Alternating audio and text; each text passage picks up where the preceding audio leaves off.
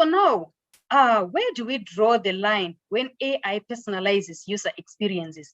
AI, I'm sure as you know, AI can now be used. You can enter your information on Facebook, and basing on information that has been there on Facebook that you inputted yourself, AI can recommend friends for you. It can recommend some movies for you. It can recommend so many things that can happen. Well, it can be fun. It can be interesting. But what if it comes to a point now where you really don't want your private life to be known? What can you do? You have already entered information on Facebook. Did you even know before entering that information that probably the information was going to be used for other things that are probably not what you were thinking of?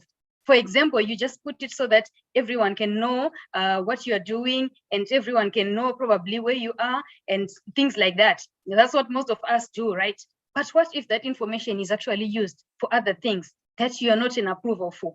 How much are we willing to let technology know about us? So there is this bias that I can talk about, this bias, or I can say, I can term it bias fairness conundrum, where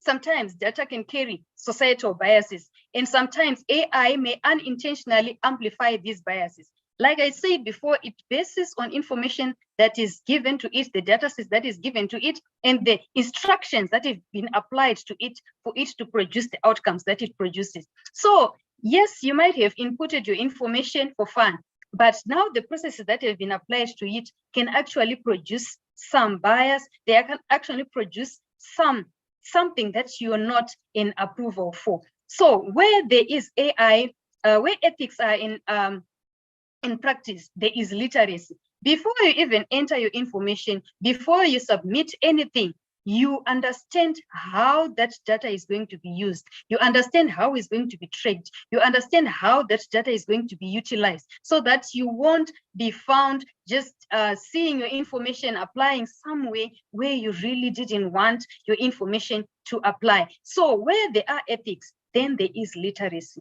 You know for sure before committing to anything, or before committing to an AI tool, what's going to come out, or what's going to be used by that particular tool, or by whoever it is that developed it, or anyone, before you commit yourself to it.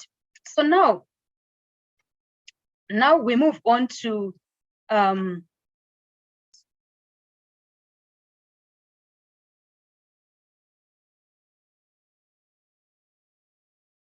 okay. What should we do for AI to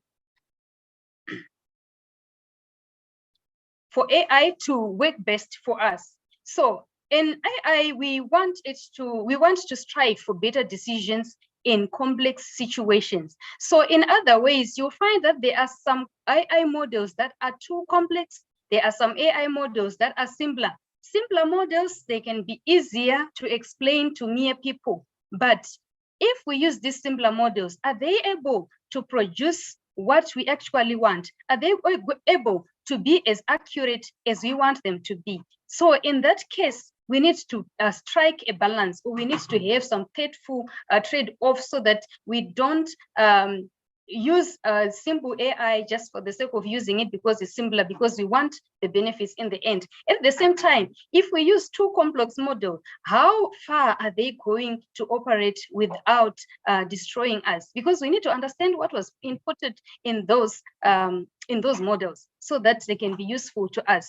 In the end, human elements are important in decision making. So if you don't understand how the AI tool made a particular decision, or how it produced a certain outcome, then it's going to be difficult to make a decision as a human being. Then we also need diverse stakeholders' involvement and continuous AI monitoring. So for all stakeholders to be involved, then we need to understand exactly what was happening with the model. And we also need to monitor the AI tool more and more to ensure that it is not biased, and also to ensure that it is operating exactly in a way that it was initially designed to